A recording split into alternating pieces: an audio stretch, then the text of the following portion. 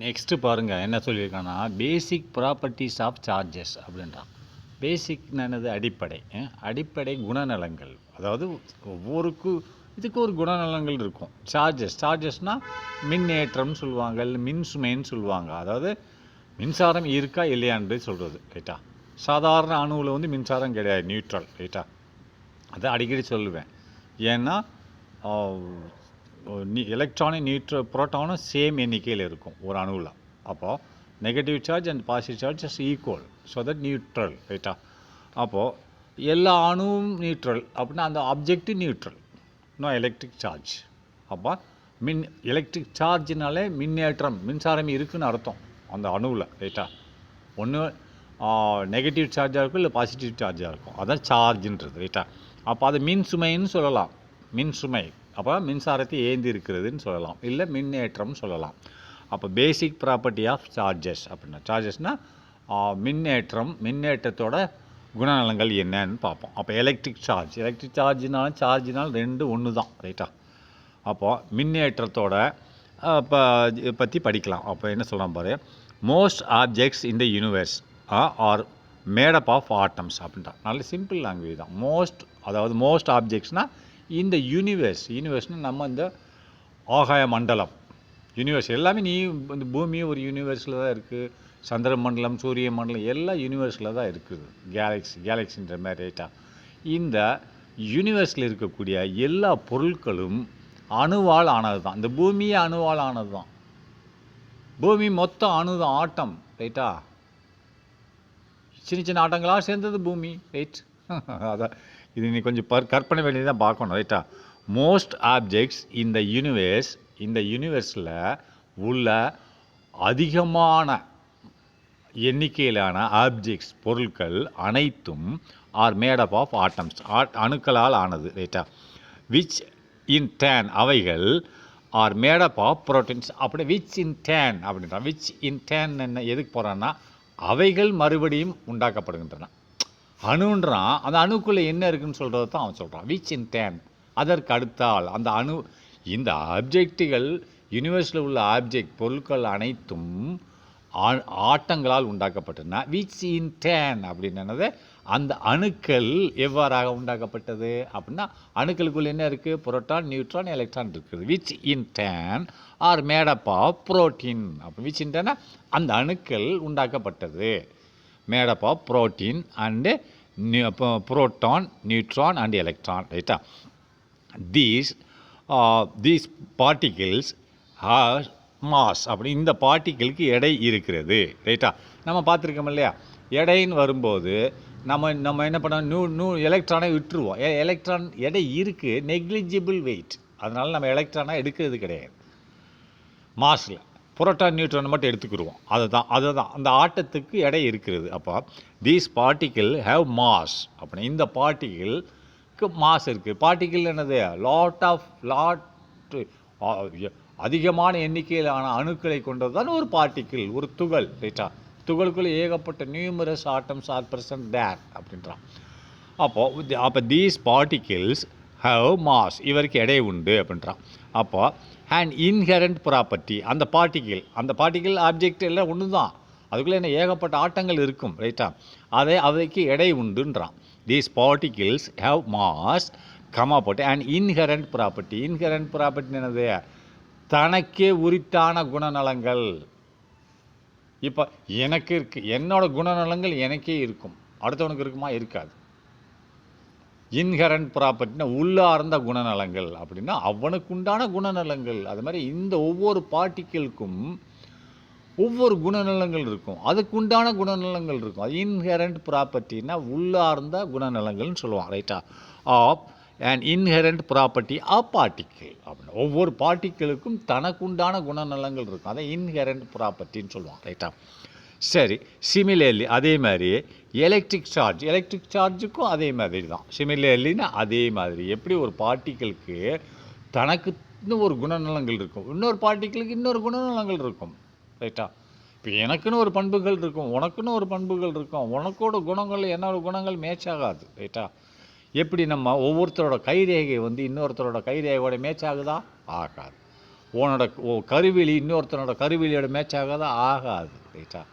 அப்போ each and every particle have inherent property அப்படின்னா அதற்கு உண்டான பண்புகள் இருக்கும், தனித்தனியான பண்புகள் இருக்கும்.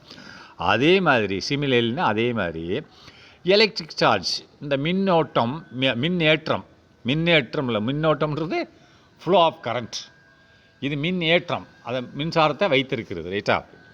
ஆட்டத்துக்கு கிடையாது, ஆனால் ஆட்டங்களை உரசும் போது சிறிது நேரத்துக்கு மின்னேற்றம் ஏற்படும் ரைட்டா.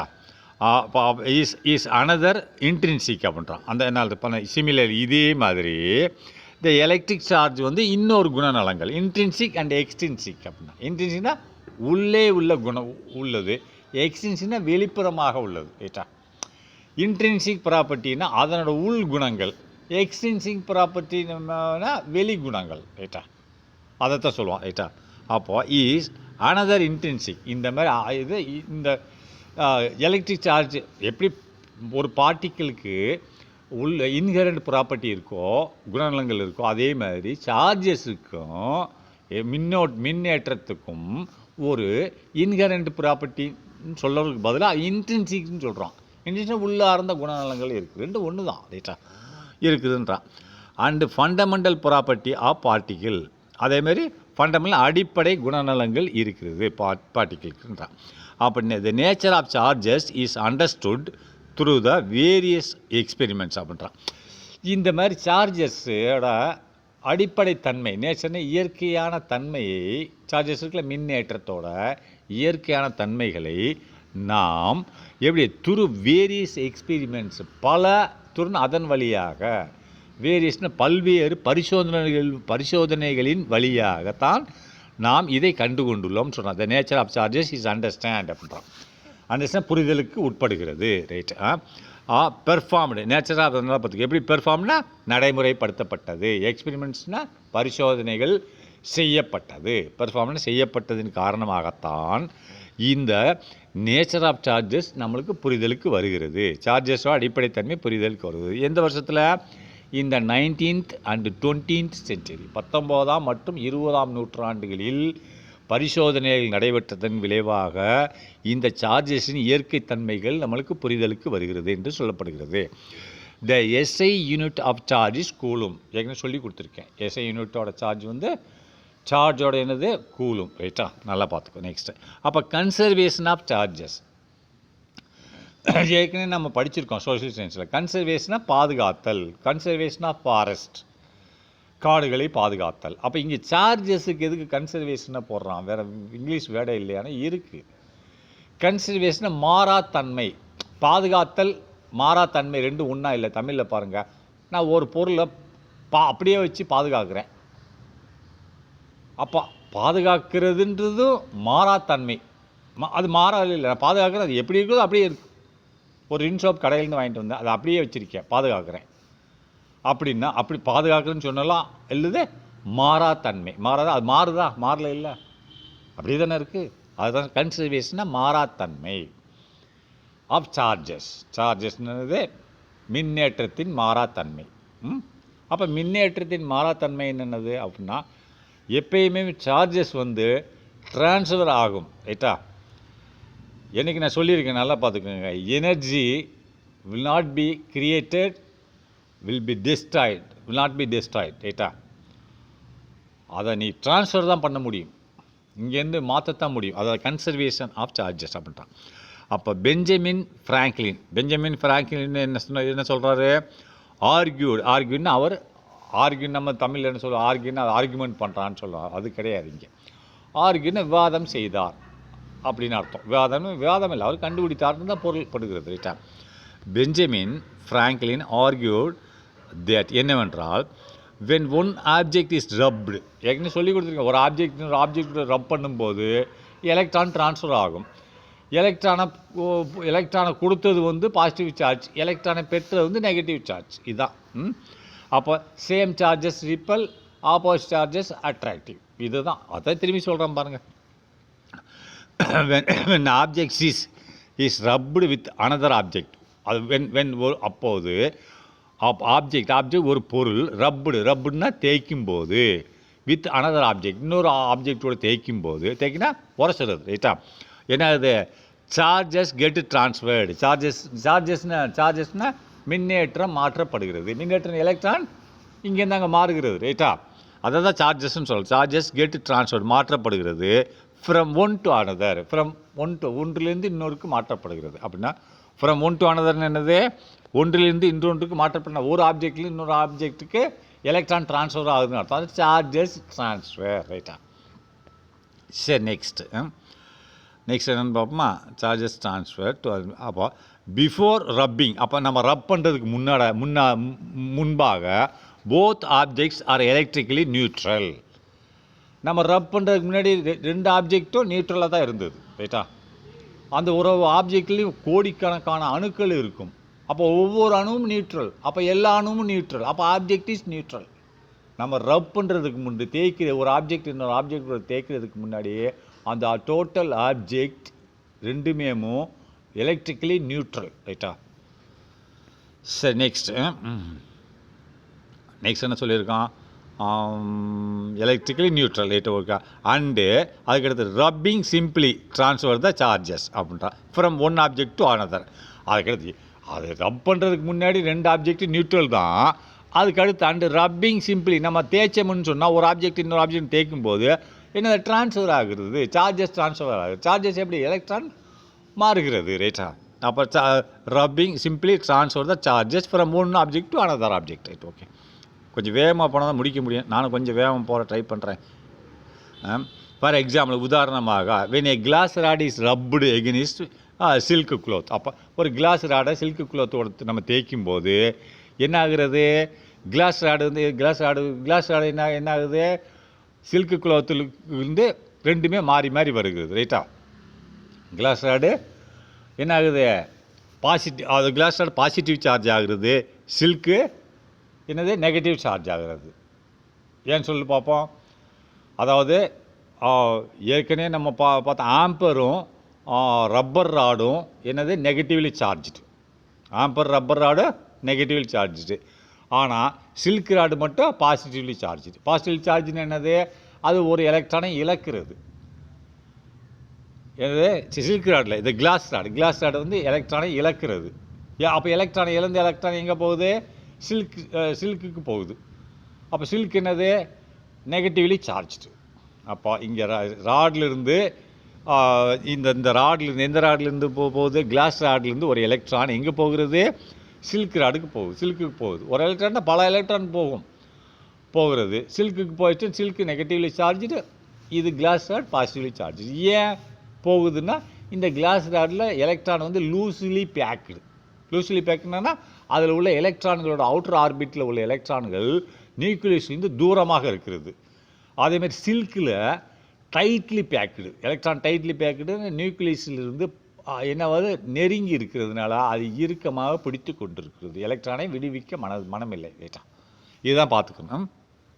அப்போ நெக்ஸ்ட்டு என்ன பண்ணுறது, when a glass rod is rubbed with silk rod, ரைட்டா. அப்போ நெக்ஸ்ட் என்ன போட்டிருக்கான், some negative charges are transferred from glass to silk. அந்த போட்டான் பார்த்தியா, negative charges electron is transferred from glass to silk. நான் முதல்ல சொன்னதே போட்டிருக்கான், ரைட்டா. அப்போ நெக்ஸ்ட் ஆஸ் ஏ ரிசல்ட், இதன் முடிவில் என்ன செய்யுது, glass rod is positively charged, ரைட்டா. கிளாஸ் ராடில் எலக்ட்ரான் பார்த்தீங்கன்னா பாசிட்டிவ்லி சார்ஜ்டு, ஆனால் சில்க்குன்னு negatively charged. Silk cloth becomes negatively charge. Same தான் முதல்ல சொல்லிட்டு அது பின்னாடி போட்டிருக்கான். அப்படி படிச்சுக்கோங்க. ஃப்ரம் தீஸ் அப்சர்வேஷன் இந்த கண்டுபிடிப்புகளிலிருந்து, இந்த கவனிப்பில் இருந்து, அப்சர்வேஷனை கண்டுபிடிப்புன்னு சொல்லலாம், கவனிப்புன்னு சொல்லலாம், செயல்பாடுன்னு சொல்லலாம், நீ என்ன போட்டாலும் இந்த இடத்துல ஓகே தான். ஃப்ரம் தீஸ் அப்சர்வேஷன் என்னது, ஹீ கன்க்ளூட் அந்த சயின்டிஸ்ட்டை குறிக்குது. ஹீன்றது யார், அந்த மேலே சொல்கிற சயின்டிஸ்ட்டை குறிக்குது. கன்க்ளூடட்னா ஒரு முடிவுக்கு வந்தார்.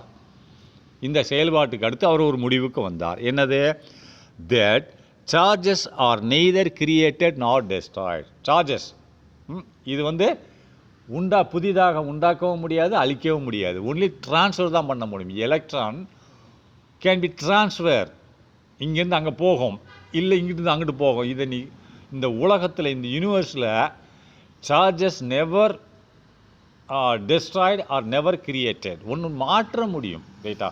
ஜஸ்ட் லைக் நம்ம கைனெட்டிக் எனர்ஜி பொட்டன்ஷியல் எனர்ஜின்னு சொன்னோம் இல்லையா, energy can be transferred not destroyed, ரைட்டா, கிரியேட்டட். அது மாதிரி தான் இதுவும், charges never destroyed or created. ஒன்று ட்ரான்ஸ்ஃபர் தான் பண்ண முடியும். இங்கேருந்து அங்கே ட்ரான்ஸ்ஃபர் பண்ணுவேன், கொஞ்சம் நாளில் மேலே போயிடும். எப்படி நான் தலையில் ஒரு சீப்பை வச்சு சீவுறேன், கொஞ்ச நேரம் கழித்து சீவுனதுக்கப்புறம் அந்த என்னோடய சீப்பை எடுத்துகிட்டு போய் நான் ஒரு பேப்பரில் வச்சேன்னா பேப்பரை இழுத்துரும். காரணம் என்ன, என் தலைமுடியில் எலக்ட்ரான் லூஸ்லி பேக்குடு, அப்போது காம்பில் எலக்ட்ரான் டைட்லி பேக்குடு. அப்போ சீவும்போது தலைமுடியில் உள்ள எலக்ட்ரான் கோம்புக்கு வந்துடுது. அப்போ என் தலைமுடி என்னது, பாசிட்டிவ்லி சார்ஜ் ஆகிடுது, எலக்ட்ரான் கம்மி ஆகிடுது, புரோட்டான் ஜாஸ்தி ஆகிடுது. ஏன்னா 2 எலக்ட்ரான் வெளியில் வந்துருச்சுன்னு வச்சுக்கோமே, ஒரு 10 எலக்ட்ரான் வெளியில் வந்துருச்சுன்னா அப்போ புரோட்டான் அப்படியே தானே இருக்கும். அப்போ பாசிட்டிவ்லி சார்ஜ்டு, கோம்பு நெகட்டிவ்லி சார்ஜ்டு. இதை கொண்டு நான் ஒரு பேப்பர் பக்கத்தில் வச்சேன்னா பேப்பரை இழுத்துரும், கொஞ்ச நேரத்துக்கு தான். அப்போ அதுக்கடுத்து என்ன செய்யும், இப்போ என் தலையில் எலக்ட்ரான் போச்சு, அது அப்படியே இருக்கும், இருக்காது. இந்த காற்றுல உள்ள ஃப்ரீ எலக்ட்ரானை அது அப்சர்வ் பண்ணி 10 எலக்ட்ரான் போச்சா, அந்த 10 எலக்ட்ரானை காற்றுலேருந்து வாங்கி வச்சுக்கிறோம். வச்சு திரும்பி எங்கே நியூட்ரல் ஆகிடும் என் தலைமுடி, எப்படி இருந்தோ அப்படியே ஆகிடும். அதுக்காக ஏன் 11 வாங்கக்கூடாது அப்படின்னு நீ கேட்கக்கூடாது. எவ்வளோ போச்சோ அவ்வளோதான் எடுக்க முடியும், அதுக்கு மேலே. அப்போ எலக்ட்ரான் இந்த 10 விட்டுருச்சு, இங்கே வாங்கிடுச்சு, ரைட்டா. இப்போ இந்த கோம்பில் 10 வந்துருச்சு இல்லையா, இது என்ன செய்யும், கொஞ்சம் நேரம் இருக்கும். அதுக்கடுத்து அந்த 10 எலக்ட்ரான் வாங்கினது காற்றுக்கு போயிடுச்சா பாரு, எப்படி இங்கேருந்து அங்கே போகுது, அங்கேருந்து காற்றுக்கு போகுது, காற்றுலேருந்து இங்கே வருது. இங்கே இதில் ஏதாவது எலக்ட்ரான் டிஸ்ட்ராய் ஆகிருக்கா இல்லை கிரியேட் ஆகிருக்கா, ஒன்றுமே ஆகலை. Only transfer energy we can be transfer, charges can be transfer only, nor destroy or created, right. Okay, சரி நெக்ஸ்ட். அப்போது ஃப்ரம் திஸ் அப்சர்வேஷன் இப்படி பண்ணியிருக்கார், ரைட்டா. The charges neither be created nor destroyed but can only be transferred from one object to another. மாற்றத்தான் முடியும். அப்போ this is called, இதை என்ன சொல்கிறான், கன்சர்வேஷன் ஆஃப் டோட்டல் சார்ஜஸ். அப்படின்னா இது தான் பாதுகாப்புன்றது, மாறாத்தன்மை. பாதுகாப்புன்னு சொன்னாலும் சரி, கன்சர்வேஷன் இல்லை மாறாத்தன்மை. இதனால இது மாறுது தான், ஒன்றும் இல்லை, பாதுகாக்க எலக்ட்ரான் பாதுகாக்கப்படுகிறது, ரைட்டா. இங்கேருந்து அங்கே போகுது, இப்போ அவ்வளோதான், அழிக்கலை, ரைட்டா. This is called conservation of total charges. அப்படி இதைத்தான் நம்ம அழைக்கிறோம் எவ்வாறு, கன்சர்வேஷன் ஆஃப் டோட்டல். மொத்த சார்ஜ் பாதுகாக்கப்படுகிறது, மொத்தமாக தானே இருக்குது, எங்கேயும் போகல பார்த்தியா. அப்போது and is one of the fundamental conservation law. இதைத்தான் ஒரு அடிப்படை பாதுகாப்பு சட்டம் என்று விளக்கப்படுகிறது. இன் ஃபிசிக்ஸில் விளக்கப்படுகிறது. இட் இஸ் ஸ்டேட்டட் தட், இது ஸ்டேட்டட்னு விளக்கப்படுகிறது. மோர் ஜெனரலி இந்த ஃபாலோவிங் வே, கீழ்கண்ட வழியில் விவரிக்கப்படுகிறது. என்ன விவரிச்சிருக்கான்னு பார்க்கலாம். த total electric charge in a universe is constant. அப்படின்னா இந்த அண்டத்தில், இந்த பூமியை விட்டு, பூமியை, சந்திர மண்டலம், சூரிய மண்டலம் எல்லா கழுதியிலையும் டோட்டல் எலக்ட்ரிக் சார்ஜ் இஸ் 0. அது ஒரு கான்ஸ்டன்ட், 0 கான்ஸ்டன்ட், நிலையாக இருக்கும். அதுக்கு மேலேயும் வராது, குறைக்கவும் முடியாது, கூட்டவும் முடியாது, அப்படியே தான் இருக்கும். ஒன்று மாறும், இங்கிட்டு அங்கிட்டு போக, திரும்பி அங்கே வரும், அதே இதுதான் இருக்கும். 100ன்னா 100 தான் இருக்கும், 101 ஆகாது, 99 ஆகாது. அது ஒன்றும் இங்கிட்டு போகும், இல்லை இன்னொன்று அங்கிட்டு இங்கே வந்துடும், அது அந்த கான்ஸ்டண்ட்டாக தான் இருக்கும். அதான் the total electric charge in the universe is constant. இந்த அண்டத்தில் உள்ள மொத்த சார்ஜஸ், மின்னேற்றங்கள் அனைத்தும் நிலையாக இருக்கிறது. And the charge can neither be created. Charge மின்னேற்றங்கள் neither nor, idioms and phrases போடுறான் பாருங்கள். இதுவும் இல்லை, நெய்தர்னான்னு இதுவும் கிடையாது, அதுவும் கிடையாது. எய்தர் ஆர்னா இதுவும் உண்டு, அதுவும் உண்டு. அதேமாதிரி நாட் ஓன்லி பட் ஆல்சோ, அது சேம் தான், எய்தர் ஆர் மாரி. இதுவும் இல்லாமல் அதுவும் வேணும், ரைட்டா. அப்போ and charges can neither be created. Charges neither முடியாது, பி கிரியேட்டட் உண்டாக்க முடியாது, கிரியேட் உண்டாக்க முடியாது. நார் இதுவும் முடியாது, பி டெஸ்ட்ராய்டு அழிக்கவும் முடியாது, உண்டாக்கவும் முடியாது, அழிக்கவும் முடியாது, ரைட்டா. இன் எனி ஃபிசிக்கல்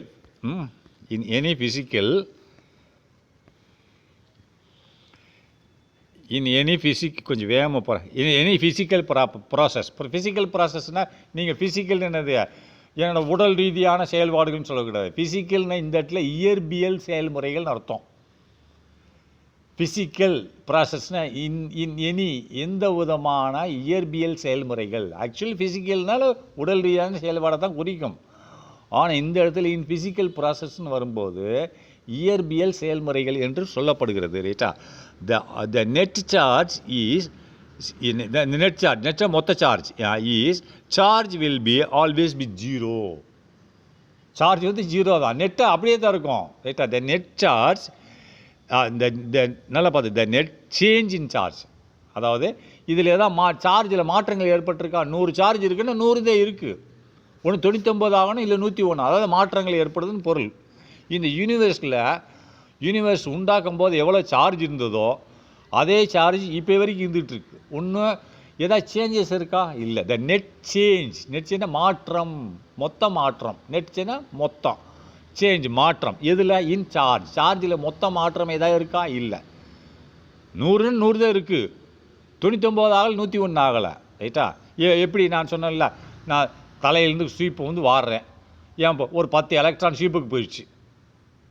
அப்போ ஆகாயத்திலிருந்து காற்றுல உள்ள 10 எலக்ட்ரான் இது வாங்கிடுச்சு. அப்போ ஆகாயத்தில் 10 கம்மியாகிடுச்சு, என் தலைமுடிக்கு 10 வந்துருச்சு. அப்போ இந்த கோம்பில் 10 ஜாஸ்தி ஆகிடுச்சு, இந்த 10 ஆகாயத்துக்கு போயிடுச்சு. சரியா போச்சா? Net changes zero. இதுதான் யூனிவர்ஸோட இயக்கம். இப்போ இதுதான் நம்மளோட அண்டத்தில் இயங்கிட்டு இருக்கக்கூடிய அணுக்களின் மின்சாரங்கள். ரைட்டா? Electron charges. இதை நல்லா பார்த்துக்கோங்க. சரி, நெக்ஸ்ட் குவான்டிசேஷன் ஆஃப் சார்ஜஸ். அப்போ குவான்டிசேஷன் என்னது? இது ஒரு இயற்பியல் அளவீடு. எவ்வாறாக சார்ஜுகள் அளவிடப்படுகிறது. குவான்டிசேஷன் அப்படின்னா, குவான்டிசேஷன் சொன்னால் என்னது? அது ஒரு அளவீடு. எதனோட அளவீடு? சார்ஜஸோட அளவீடை தான் குறிக்கிறது. குவான்டிசேஷன்னா சார்ஜஸோட அளவீடு. ரைட்டா? அது எவ்வாறாக அளக்கப்படுகிறது என்பதை பற்றி பார்க்கலாம். இருங்க வர. குவான்டிசேஷன் ஆஃப் சார்ஜஸ் அப்படின்னு வரும்போது, இது இன்னும் மேலே போயிடுச்சா?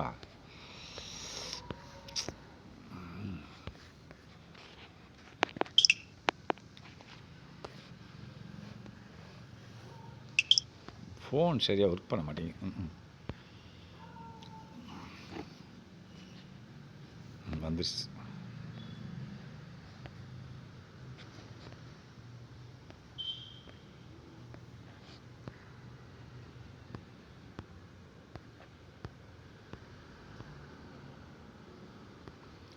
குவான்டிசேஷன் ஆஃப் சார்ஜஸ்ன்னு சொல்கிறான். அது என்னன்னு பார்ப்போம் பாருங்கள்.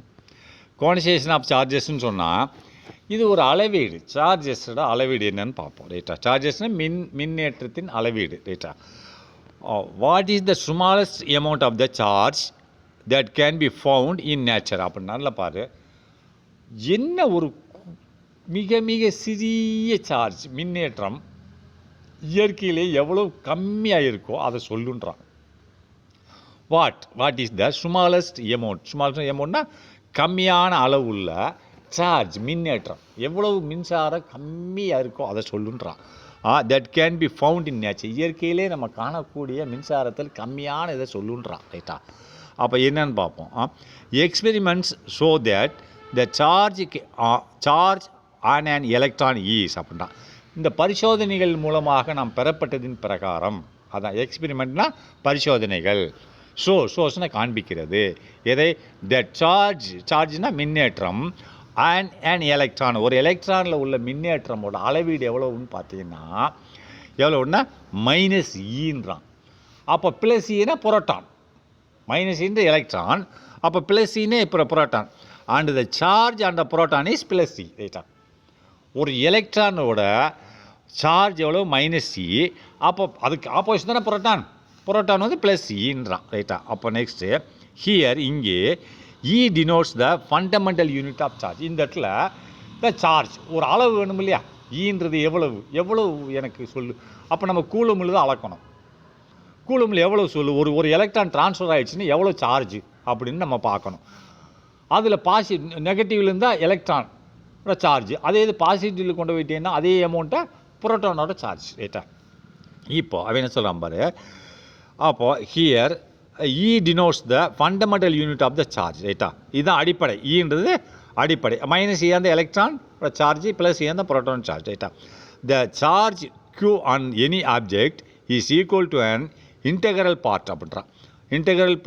த charge Q on an object. அப்போ ஒரு எலக்ட்ரானுக்கு ஒரு E, -E, புரோட்டானுக்கு +E, ஆனால் ஒரு எலக்ட்ரானாக இருக்கும் ஒரு ஆப்ஜெக்டில் பல்லாயிரம் கோடிக்கணக்கான ஆப்ஜெக்ட் இருக்கும். ஏன் ஒரு முடியில் பார்த்தீங்கன்னா கோடிக்கணக்கான எலக்ட்ரான் இருக்கும் ஒரு முடி எடுத்து பார்த்தீங்கன்னா.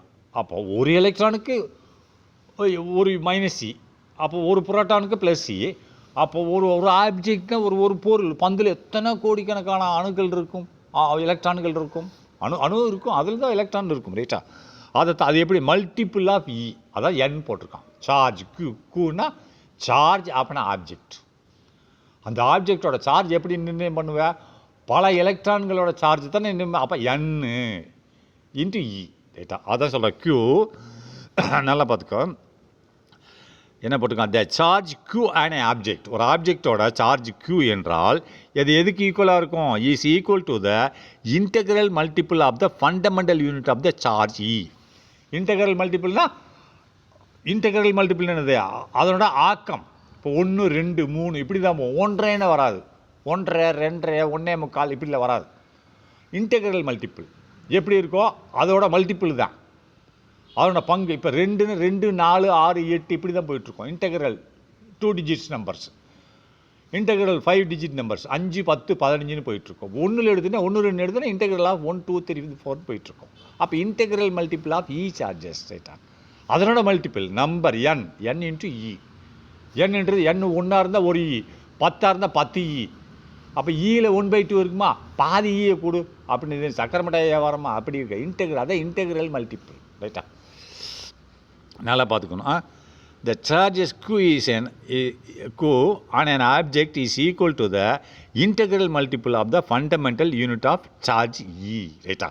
அந்த சார்ஜ் ஈயோட இன்டெக்ரல் மல்டிபிள் அது எவ்வளோ இருக்கோ அதே E தான் மல்டிபிள் ஆகிட்டே இருக்கும். அதான் N அந்த இடத்துல 100 போட்டுன்னா 100 ஈன்னு அர்த்தம். அந்த ஆப்ஜெக்டில் 100 E இருக்குன்னு அர்த்தம். இப்போ ஒரு ஈக்கு எவ்வளோ யூனிட்டு அப்படின்னு நம்ம பார்க்கணும். அதை பார்ப்போம். ரைட்டா? இப்போ ஹியர் N எவ்வளவு? இன்டிஜர்ஸ். N இன்டிஜர்ஸ்ன்னு சொல்லிட்டோம்ல. இன்டிஜர்ஸ்ன்றது என்னது? 0, ப்ளஸ் ஆர் மைனஸ் 1 2 3. அது மைனஸாக இருக்கலாம் ப்ளஸ்ஸாக இருக்கலாம். ரைட்டா? அந்த Nன்றது நீ சப்ஸ்டிட் பண்ணிக்கலாம். ரைட்டா? அப்போது இது இன்ஃபினிட்டி வரைக்கும் இருக்கும். ரைட்டா? This is called the quantization of the electric charge. இதைத்தான் நம்ம என்ன எவ்வாறாக அழைக்கிறோம்? Quantization of electric charge. Quantization அளவீட்டு முறை. குவான்டிசேஷன் என்னது? இயற்பியல் அளவீட்டு முறைன்னு அர்த்தம். குவாண்டம் ஃபிசிக்ஸ் வரும்போது நான் சொல்லித்தரேன். ரைட்டா? இது குவான்டிசேஷன் சொல்லி இயற்பியல் அளவீட்டு முறைன்னு சொல்லுவாங்க. சார்ஜோட இயற்பியல் அளவீட்டு முறை. அப்போ குவான்டிசேஷன் ஆஃப் எலக்ட்ரிக் சார்ஜ். ரைட்டா? அப்போ நெக்ஸ்ட்டு ராபர்ட் மிலிகான். ரைட்டா? ராபர்ட் மிலிகான் என்ன சொன்னார்னா, in his famous experiment found, அவரோட புகழ்பெற்ற பரிசோதனையில் கண்டுபிடித்தார். ஃபவுண்டுன்னு கண்டுபிடித்தார்.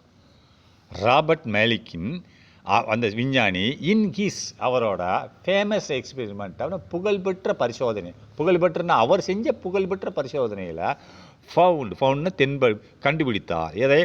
That the value of E, அந்த ஈயோட வேல்யூ தெரியும் இல்லையா? வெறும் ஈன்னு சொல்ல முடியாது. E என்ன? Value of E is 1.6 × 10⁻19 coulomb. -19 கூலும்ன்றான். இதுதான் E. அப்போ இதில் -E electron charge, +E proton charge. ரைட்டா? அவ்வளோதான். அப்போது the charge of an electron is, அப்போ என்னது? வெறும் E 1.6 × 10⁻19 கூலும். அப்போது ஒரு எலக்ட்ரான் ட்ரான்ஸ்ஃபர் ஆகிடுச்சுன்னா அதில் எவ்வளோ சார்ஜ் இருக்கும்? -1.6 × 10⁻19 C இருக்கும். அப்போது இப்போ ஒரு அணுவிலிருந்து ஒரு எலக்ட்ரான் வெளியில் போயிடுச்சு. அப்போ ஒரு புரோட்டான் ஜாஸ்தியாக இருக்குன்னு தானே அர்த்தம். அப்போ அந்த ஒரு புரோட்டானோட சார்ஜ் எவ்வளோ இருக்கும்? +1.6 × 10⁻19 C. ஒரு புரோட்டானோட சார்ஜ்னு வரும்போது ப்ளஸ் வரும், ஒரு எலக்ட்ரானோட சார்ஜ்னு வரும்போது மைனஸ்னு வரும். ஒரு எலக்ட்ரான் வெளியில் போயிடுச்சுன்னு சொன்னால் ஒரு புரோட்டான் ஜாஸ்தியாக இருக்குன்னு அர்த்தம். அப்போ ப்ளஸ் இதில் சார்ஜ், இந்த அணுவில் எவ்வளோ இருக்குது சார்ஜ் எவ்வளோ இருக்குது? ப்ளஸ், அது பாசிட்டிவ் சார்ஜ் தானே இது. ஒரு எலக்ட்ரான் வெளியே போனால் பாசிட்டிவ் சார்ஜ். அப்போ ஒரு எலக்ட்ரான் வெளியே போனதுக்கு இந்த இடத்துல ஒரு புரோட்டானோட சார்ஜ் என்ன? அது 1.6 × 10⁻19 கூலும் இருக்குது. அப்போ அந்த எலக்ட்ரான் அங்கே போயிடுச்சு இன்னொரு ஆட்டத்துக்கு. அப்போ அதனோட சார்ஜ் என்னவாக இருக்கும்? மைனஸ், அங்கே -1.6 × 10⁻19 C இருக்கும். இதனால் பார்த்துக்கணும். இது 10 எலக்ட்ரான் போயிடுச்சுன்னது அதுதான் Q = integral multiple of N. ரைட்டா? அதை NC NEம்பாங்க. அந்த N 10னா 10 போட்டு பெருக்கிக்கும். ரைட்டா? சரி, ஓகே. நெக்ஸ்ட் பார்க்கலாமா? when a glass rod is rubbed with a cloth, ஒரு cloth கூட சில்க் cloth கூட நம்ம glass rod ரப் பண்ணும்போது glass rod பாசிட்டிவ் சார்ஜ் ஆயிரும், அது சில்க் cloth நெகட்டிவ் சார்ஜ் ஆயிரும் ரைட்டா. அப்போ number of charges transferred is usually very large. அப்போ ஒரு கிளாஸ் ராடை போய் ஒரு சில்க் குளோத்தில் தேய்க்கும் போது கோடிக்கணக்கான எலக்ட்ரான்கள் ட்ரான்ஸ்ஃபர் ஆகும். அவள் தான் சொல்கிறான் பாரு, அதாவது when a glass rod is rubbed with, அப்போ ஒரு எலக்ட்ரானுக்கு இவ்வளவுன்னு வரும்போது அப்போ கோடிக்கணக்கு எப்படி அளவிடுவேன், அதை தான் சொல்கிறான். When a glass rod is rubbed with silk cloth, அப்போ ஒரு கிளாஸ் ராடு வந்து சில்க் ராடு கூட தேய்க்கப்படும் போது த நம்பர் ஆஃப் சார்ஜஸ், அப்போ எவ்வளோ சார்ஜஸ் வெளியேறுகிறது என்றால் ட்ரான்ஸ்ஃபர் மாற்றப்படுகிறது இஸ் யூஸ்வலி வெரி லார்ஜ், மிகவும் அதிகம். Typically of the order of 10 to the power 10.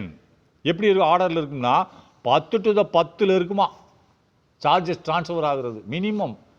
அது வேல்யூ, ஈன்றது value 1.6 × 10 to the power -19 coulomb. இது எத்தனை எலக்ட்ரான்கள் ட்ரான்ஸ்ஃபர் ஆகும்னு சொல்கிறான் பாரு, 10 to the power 10 இத்தனை எலக்ட்ரான்கள் ட்ரான்ஸ்ஃபர் ஆகும்ன்றான். அப்போ ஒவ்வொரு எலக்ட்ரானுக்கும் அவ்வளோ charge 1.6 × 10 to the power -19 C. அப்போ இது எப்படி கவுண்ட் பண்ணுறது, ஒரு கிளாஸ் ராடை வந்து நீ தேய்க்கும் போது இவ்வளோ சார்ஜஸ் ட்ரான்ஸ்ஃபர் ஆகுறது அப்படிங்கிறான். அப்போ நெக்ஸ்ட்டு ஸோ த சார்ஜ் குவான்டிடேஷன், அப்போ இந்த இடத்துல சார்ஜ் அளவீட்டு முறை, குவான்டிடேஷன் அளவீட்டு முறை என்பது எவ்வாறாக is not appreciable. Is not அப்ரிசியபிள்னு கணக்கிடுறது. அப்ரிசியபிள் மீன்ஸ் என்னது, கணக்கிடுதல். அப்போ நாட் அப்ரிசியபிள்னா கணக்கிட முடியாது. அவன் இவ்வளோ ட்ரான்ஸ்ஃபர் ஆகாமல் கணக்கிட முடியாது ரைட்டா.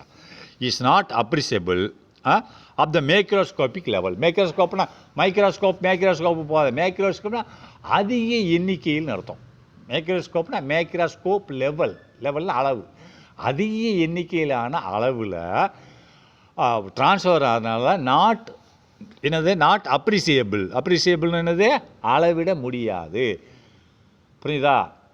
அப்போது நெக்ஸ்ட்டு ஹென்ஸ் ஆகவே த சார்ஜஸ் ஆர் ட்ரீட்டட், இங்கே சார்ஜஸ்னால் மின்னேற்றம் என்பது ஆர் ட்ரீட்டட் ஆஸ் ஏ எப்படி கண்டினியூஸ் என்று, கண்டினியூஷன் எப்படி மடங்காகத்தானே இருக்கும், ஈயோட மடங்காக தான் இருக்கும். அரை ஈ 50, இப்போ நீங்கள் 1 ரூபான்னா 2 ரூபா, 1.5 ரூபான்னு சொல்லக்கூடாது. 1 ரூபாய் 35 பைசா, 1 ரூபா 50 பைசாவில் வராது. அதுதான் என்ன சொல்கிறான், மல்டிபிள் ஆஃப் ஈ தான் வரும் ரைட்டா.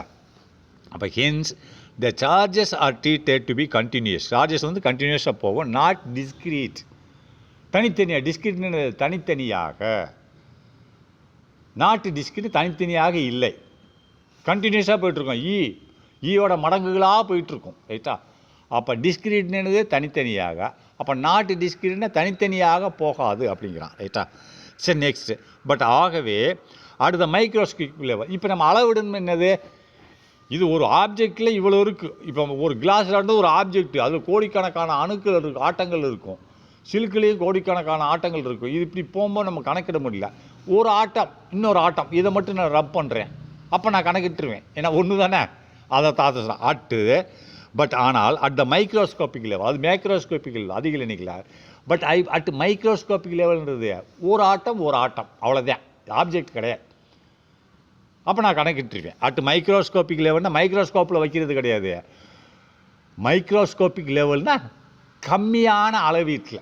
அப்படின்னா என்னது, மைக்ரோஸ்கோப்பில் கம்மியான அளவீட்டுன்னு அணு அதோட சரியாப்பா, ஆப்ஜெக்டே கிடையாது. அதுக்கு தான் இப்படி சொல்ல microscopic level quantization of charge plays a vital role. குவான்டிசேஷன் வந்து முடியும், குவான்டிசேஷன் ஆஃப் சார்ஜ், ஒரு மின்னேற்றத்தோட குவான்டிசேஷன் அளவீட்டு முறை செய்யப்படும். என்ன பிளேஸ்னால் பங்கு வகிக்கிறது, விட்டல்னால் முக்கிய பங்கு வகிக்கிறது. குவான்டிசேஷன் ஆஃப் சார்ஜ் பிளேஸ்னால் பங்கு வகிக்கிறது, விட்டல் ரோல் முக்கிய பங்கு வகிக்கிறது. அப்படின்னு என்ன குவான்டிசேஷன் செய்ய முடியும் மைக்ரோஸ்கோபிக் லெவலில். மைக்ரோஸ்கோப் அணு டு அணு, ஒரு அணு தான் வச்சுருக்கேன்ப்பா, இங்கிட்டு ஒரு அணு, அவ்வளோதான். நான் ரப் பண்ணுறேன், அதில் கண்டுபிடிச்சிடுவேன். ஒரு அணுன்னு ஒரு சார்ஜ் தானே போகும், இல்லை 2 எலக்ட்ரான் போகுமா, இல்லை 3 எலக்ட்ரான் போகுமா, அது போகும். ஒரு ஆப்ஜெக்ட் ரொம்ப கோடிக்கணக்கான ஆட்டம்கள் இருக்கும், அதில் எப்படி ட்ரான்ஸ்ஃபர் ஆகும், அநியாயமாக ட்ரான்ஸ்ஃபர் ஆகும். அதனால தான் அது மைக்ரோஸ்கோபிக் லெவல், மைக்ரோஸ்கோபிக் லெவல். சரி ஓகே, முடிஞ்சு. அடுத்தது இது நாளைக்கு பார்க்கலாம்.